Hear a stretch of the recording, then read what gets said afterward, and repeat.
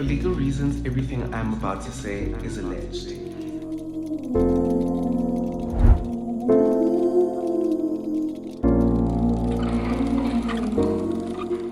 Hi everyone, I am Lethabo Maluke, aka the brightest star, sometimes called the Lord of Discourse, and this is your favorite podcast, hopefully, young, popular, and opinionated. I know. It's been a long time coming. You've been begging since I had 500 followers. You've been begging since the video that went viral back in January, and the moment has finally arrived. So the purpose of this episode, it's a bit informal, a bit more relaxed. It's just to give you a bit of background on who I am, what you might have missed in those 10-minute long videos, what you might not know, and just to give you some understanding of what the point of this podcast will be. So, for a little context, I am 21 years old. I was born on the 2nd of May, 2004. I am a Taurus, and I recently graduated from the University of Pretoria with a BA in Visual Studies. So for those of you who do not know what Visual Studies is, it is a degree that is only offered at the University of Pretoria and Stellenbosch University. So this degree mainly deals with art theory, right? It equips you with the necessary skills to become a high art practitioner. You learn everything there is to the study of media and culture and how we interact with our visual world. If I give you a little bit of context on what some of the coursework looked like, I mean, in second year, one of my favorite assignments was having to write an essay. I think I've spoken about this a little bit in my TikTok, an essay that dealt with how Black women are portrayed in popular media. And my chosen show was How to Get Away with Murder. I will say How to Get Away with Murder is a show that was popular for years, and for some reason, I'm always late to the party because I move at a granny's pace. So I only watched the show at the end of 2022 and finished it mid-2023, right before this assignment. And Annalise Keating, for me, is a very interesting character because she is a woman who is described as essentially hating her blackness to the point of wanting to change her name and distance herself from her troubled background, right? I mean, she wears a wig and she gets married to a white man.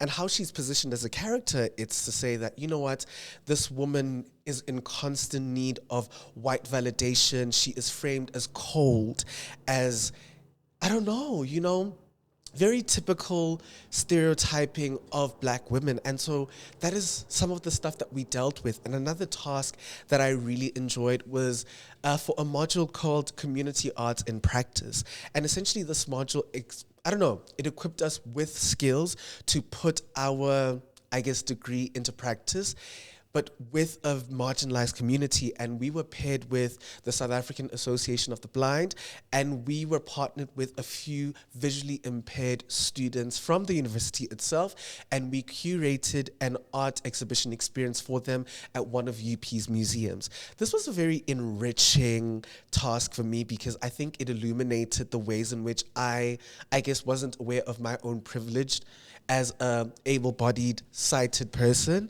because I never thought about the fact that people with visual impairments cannot experience art the same way we do. I mean, you can go to Latitudes, you can go to structures at JCAF, you can go to the Javid Art Center, you can see an exhibition, you can feel it, you can experience it. When the curator who's taking you on a guided tour speaks about, we chose the color turquoise, we chose the color yellow, we chose the color red, you know exactly what they're referring to.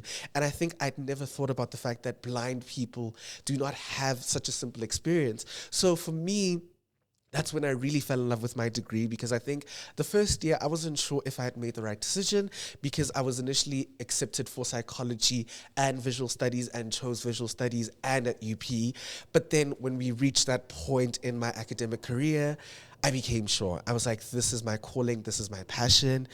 But with all things, life doesn't work out that way, and it's not always so simple, because shortly before I graduated, I actually was employed in the field that I studied in.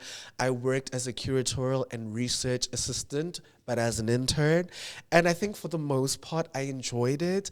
But as time went by, it didn't feel like the right fit. So literally, by the time you see this episode, I have resigned from my job.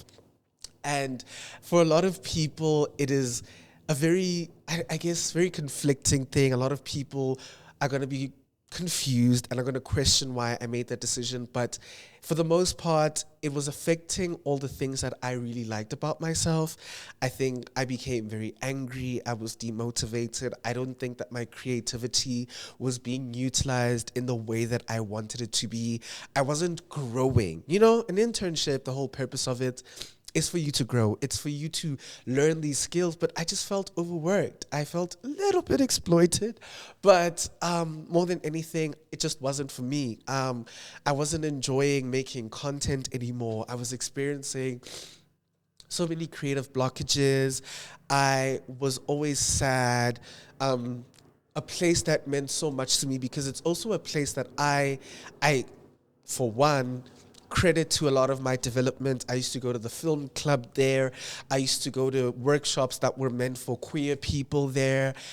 But it didn't feel like home anymore. And Pretoria itself didn't feel like home anymore. And I just had to leave. And I just packed up, canceled my lease, handed in my 2 weeks notice, and went back home. You know, I think I just needed to find comfort again so I can recenter and get back to the things that I love. I mean, it's affected my consistency. A lot of people have been wondering why I haven't been posting as regularly as I was, because I think when you guys started this journey with me, especially at the start of the year, you saw my face almost every day, and then every day became every couple of days, and then every couple of weeks to, I think in the last couple of months, I can count on my left hand how many of my visual essays I've put out. And it's not to say I want to abandon a structured working environment for influencing, but it's to say that I think my content creation is my passion and it deserves my attention, my love, and it deserves the same level of delicacy, respect, and effort. And if that is also affected, then I'm allowed to say it's unacceptable. So that's a bit about my career and where I'm at in my life. But with the start of this podcast, I just want to say that it has been a long time coming, not just in terms of the fans and supporters asking for it, but on our side, we've been working tirelessly with the team at Rampedi Media to put this together, to put a show that is not only of high quality, but that will be worth watching and coming back to. And I have so many incredible ideas lined up for this. I mean, a lot of you guys, whenever I start a thought, you know, sometimes we leap into that 12-minute mark because now TikTok allows us to speak for 30 minutes. You always say, we want more, we want more, we want more. But realistically, could you sit on the clock app for 30 minutes? You deserve a platform that you can come back to, download. I don't know, have it in the background while you're cleaning, on a walk, while you're in your bedroom. I mean, one of my friends and supporters, Nadia Tajal, told me that she loves watching my videos, especially when she is creating clothes, when she's knitting, when she's putting her outfits together. And it's so incredible when your work gets to act as, I guess, inspiration for someone else's creativity and also to be soothing, because that's how I consume content as well. My favorite podcasts exist when I'm cleaning, when I'm in the gym. I mean, a lot of my greatest thoughts come when I'm just walking around, pacing, listening to my favorite thinkers, just thinking. And so I think this is going to be an opportunity for us to connect on a deeper level, but for me to expand on topics that might have not gotten as much traction or attention. I mean, for starters, I've been thinking deeply about how a lot of the dating discourse that affects us, that we see, is a legacy of apartheid. I mean, when you think about it, a lot of why we're stuck in this endless loop is because of our economic differences. I mean, the state of our economy right now has left a lot of us in this perpetual infancy, teenagehood. I mean, when you think of where I'm at right now, fresh out of university. I mean, if this was in the 2000s, I'd already be at an entry level in my career. I'd be working towards my first apartment. Not that I didn't have one, but it was very financially strenuous for me to be that 21-year-old with an apartment and job. I just wasn't making enough money to sustain that lifestyle as well. Whereas 20 years ago, it might have been more realistic for me to start looking for property at the age that I'm at. Also, when you think about it, our parents, when they were in their mid-20s, especially those who had more privilege and more access to higher education, were already on their way to owning their first car. But I mean, our generation has kind of been doomed into owning, okay, not owning, but renting perpetually. And so when you look at our dating differences, a lot of the bickering exists because none of us are where we're supposed to be at, realistically. We're supposed to be having conversations about how we can build together, own together. But it's costing me money to see you. It's costing me money to text you. It's costing me money. I mean, a phone contract for 36 months. Come on, guys. That's ridiculous. That's ridiculous. Ridiculous. I mean, we're buying bedding. We're buying underwear. We're buying everything. We cannot afford anything. And so I do think in a later episode, we're going to dive deep into that. I'm just giving you like a teaser, a taste of what I want to unpack here. I mean, another thing I've been thinking about a lot lately is also the role of queer people in pop culture and how that influences how we see ourselves. I mean, when you think about our representation, it's not where it's supposed to be. You know, we only see a very specific kind of queer person taking up center stage, taking up the narrative. I mean, I could fall into that category too. Articulate, young, slim body, a certain type of fashion. More people feel inclined to listen to me.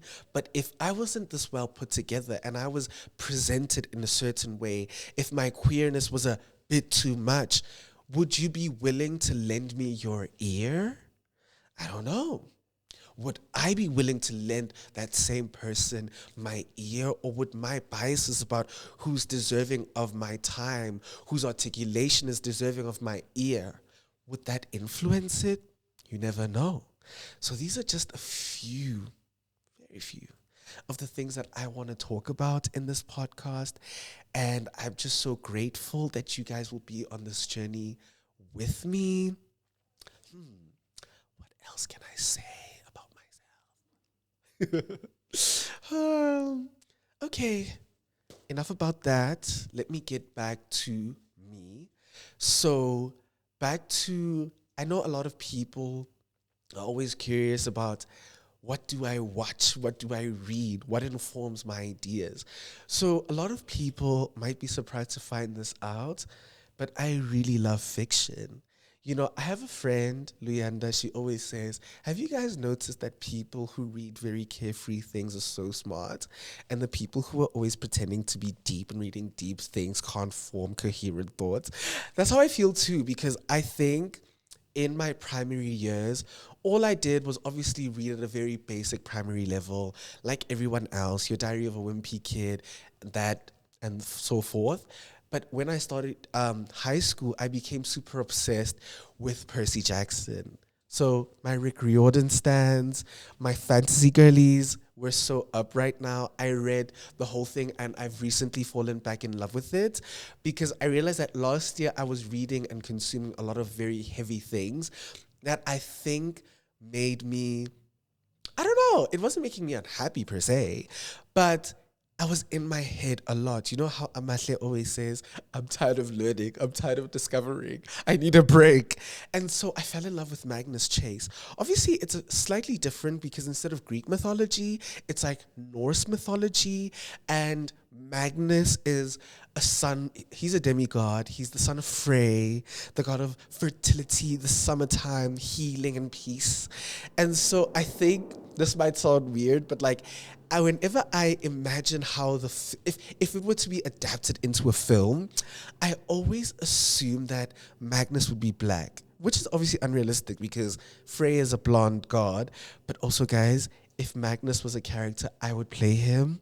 I think I'd play him so well. Don't you see me as like, I don't know, guys, he's a weakling. Like, his abilities aren't that impressive. Like, a sword is his only weapon. The sword literally flies in the air on his behalf and kills people. And if he goes back into the real world, like into Midgard, he will literally die. That's literally how I see myself. I feel like any minor inconvenience could literally murder me. Like, I don't know, I could step outside of the studio right now and just die. So, yeah, that's what I've been into.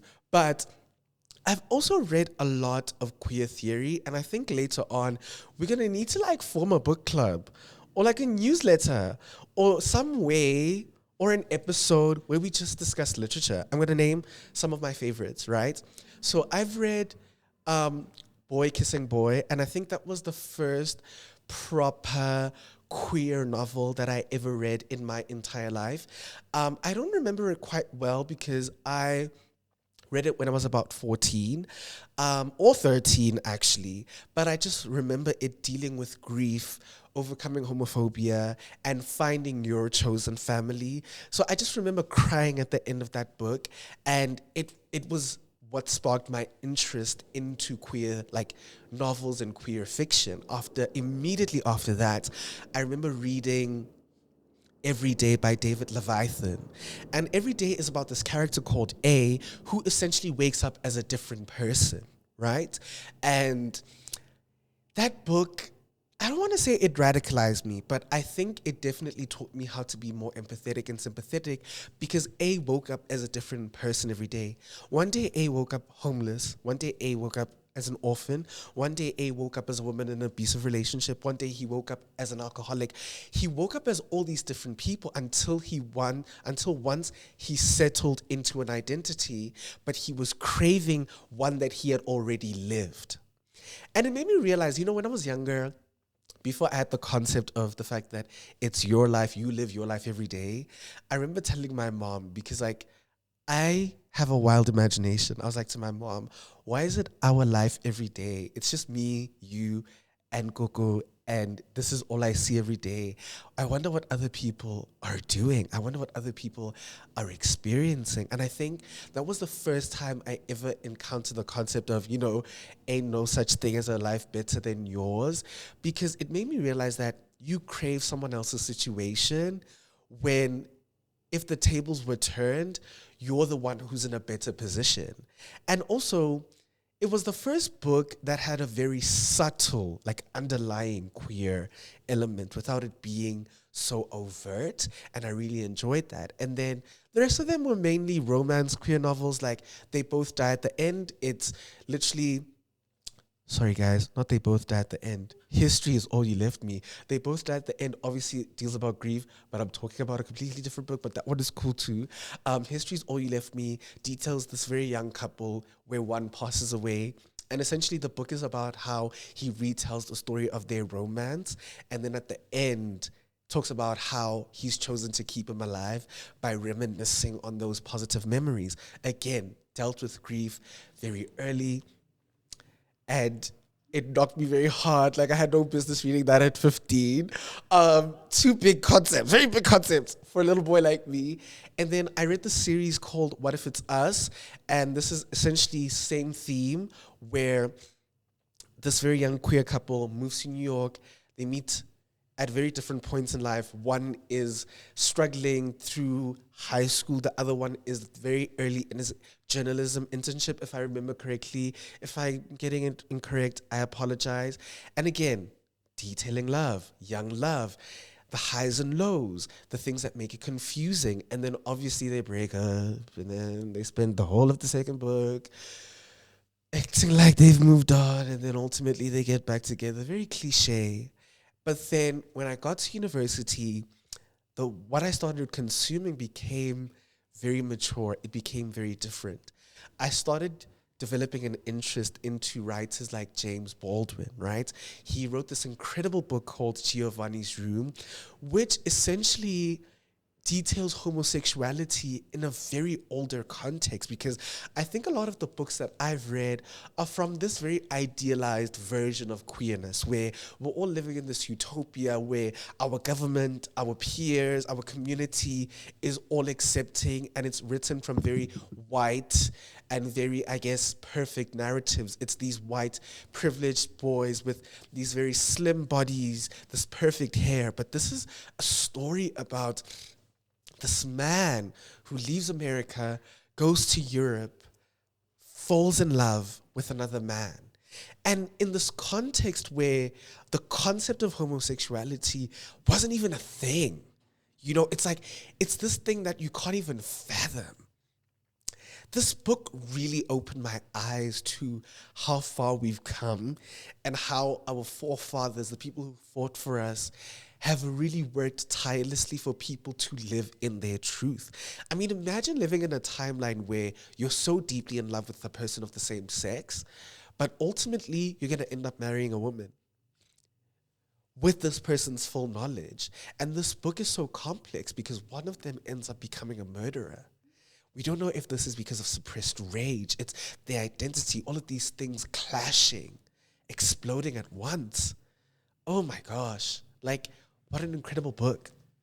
And, you know, I've also read this other incredible book called A Burning Hunger, which details Tsietsi Mashinini's, I guess, contribution to the Soweto uprisings. Anyone who's watched any sort of interview I've done, that is my icon. That is, you know how like every young activist gravitates towards a certain black leader, thought leader, writer, people named Biko, Chris Hani. There is something about the way Tsietsi was just so ferocious and so passionate. I think I adopted him as my leader. He was so unapologetic. He was so unashamedly black and intellectual. And he was so pro-betting on himself. I think he was one of the first times I realized that if you want to do something, you just have to do it.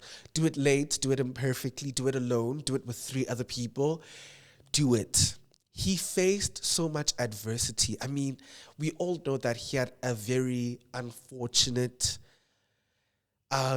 death. His body was found disfigured. Official records say he was living with HIV. But if you read the book and read what his family has to say, there are suspicions of foul play, but I'm not a conspiracy theorist. That's not what I'm talking about here. But he struggled. He was imperfect. He struggled with alcoholism. He struggled with mental health. He abused his Liberian wife. You know, he was a friend of Miriam Makeba's. I'm not excusing all of the bad things that he did, but he was a person. And I think even with me as a person that people regard as a thought leader, I've always had this pressure to always be perfect, you know, to always put my best foot forward, to always not make a slip up, to always be appropriate. I mean, there was this one time I told a joke on TikTok and people didn't like it. Y'all told me to delete the video and I deleted it because I listened, and I apologized profusely, but it was even in that moment where I realized that I'm a person. I'm going to say the wrong thing. I'm going to be offensive. I'm going to say something. A month later, look at the video, look at the episode and say, I don't align with who I was in that moment. And I think that's the biggest thing I've learned from him is that your politics, your ideas, your morals, your values, you are changing. You're constantly changing. You know, in high school, Dr. Orson told me he was my reference person in high school. I'm going to give a bit more context to that too. So he was my reference person, and whenever I was going through something, he would always say, Lethabo, the beauty of life is that it's constantly changing. This time next year, what day is it today? The 1st of August, right? 1st of August 2025, whether good or bad, I won't feel the same. And that's a good thing. There will always be a change. The 1st of August 2027, I won't feel the same. And so this concept of impermanence, is the biggest thing I've learned from him. And yeah, like he really radicalized me to that book. Also, I think a lot of the books I read last year changed me, including Rachel's Blue by Zakesum Da, which also chronicles this young woman who, I guess, is sexually assaulted, comes from an impoverished background, decides to keep the child of her assault, but because of her assaulter's position, who comes from a better off family, he wants custody of the child, framing her as an unfit mother, as if the child wasn't conceived through the assault of the mother. And so that book really hit home for me. The same way My Name is Anna hit home for me, which details the story of a South African woman who was also assaulted by her stepfather, who later on assaulted her younger sister and abused their younger brother. Because I too am a victim of assault, right? So, for a little context, when I was about 9 years old, I went to a water park and there was this older man who just followed me around the water park. And, like, before people ask where were the adults, I had been to the water park numerous times, and my mom had now been comfortable enough just leaving my friends and I there to have a good time. And we were dropped off and we were picked up later. And when you're young and there's this person who's following you, my instincts haven't been developed. I don't know if this person is appearing in front of me coincidentally because we're in an open space. I'm just the child. And unfortunately, he followed me to the bathroom, and that is where the assault took place.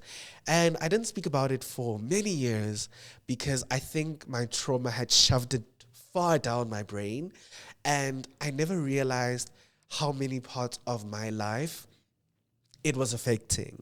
For starters, I grew up chubby when I was on Thought Digest. At the live show, I spoke briefly about that. But apart from that, the insecurity in my body existed because also someone had made me feel unsafe in my own body. You know, where your body becomes the crime scene, where this trauma is in your body. So I never liked my body. I was always questioning if someone can do something so bad to it, what is there to love about it? And so for years, I never spoke about it. I also have a scar from that day. And I think it wasn't until 2020 when I joined this group called Action Meets Change through the Johannesburg Junior Council. The Johannesburg Junior Council truly changed my life. For a little bit of context, it's like a council where two of the best from schools, private schools, I'm assuming, mostly private schools, join this council where they train you and immerse you in a world where you can begin to be a change maker. So literally my destiny, where I'm at right now, is no coincidence. It's been years in the making. Like, when my friends see me doing what I do, they're like, yeah, babe, we always knew this was going to be you. And we joined this group called Action Meets Change, which literally advocates for the rights, the care of people who are victims of rape, GBV, any sort of assault. And through one of the first in-person meetings, this was just before the lockdown, people were sharing their stories. A lot of people question why I feel so passionately about GBV, rape, all of those things, because I've experienced it firsthand. You know, for some people, these things, they either make you angry, they shut you down, they silence you. And I think I've experienced all of those things. And now I'm at a point where I want to be there. I want to be at those marches. I want to sign those petitions. I want to make the videos. I want to reach out. I want to cry with these people who've experienced these things, because the trauma might have happened to you in isolation, but it's our job as a community to heal each other. So, and just, you know, obviously, I'm going to have an episode later. I know how much you guys loved when I talked about North Boys. I think we need to have an episode where I just detail my life and experience in detail as an openly gay person that went to an all-boys Catholic school. So I can give you more, I guess, perspective and context on how I found myself there, and how a scholarship that got me there ended up low-key ruining my life. Um, but still, I'm grateful because that's exactly why I'm the person I am today, and I'm grateful for it all. And so, guys, we need a tagline, right? We already got the cool name, young, popular, and opinionated. It's cool. You love it. I know. But I think I have an idea. I want you guys to be the ones to share this tagline with me. I know you complain that I don't answer all my messages on IG and TikTok, but guys, when you're in demand, there's like 100. And I can't read 100. So if you have an idea for a cool tagline, either message me on IG, TikTok, both. Share it with me. We'll put it all together. And this can be a community effort because this is not just my podcast, it's our podcast. Right? So yes, it's me, Lethabo, in the flesh. I always say that, like, I need to stop saying in the flesh. Like, it makes me sound like you dreamt about me. But anyway, this was a great intro episode, and I'm glad that we're finally doing this. I hope you enjoyed just knowing a little bit more about me. You're going to continue to know more about me because you know how much I leverage my own personal experience and the things that I've gone through, experienced, and how that informs the things I talk about. So the learning is just beginning. We're going to grow together. We're going to learn together. We're hopefully going to heal together. See you next time, guys. Love ya. Bye.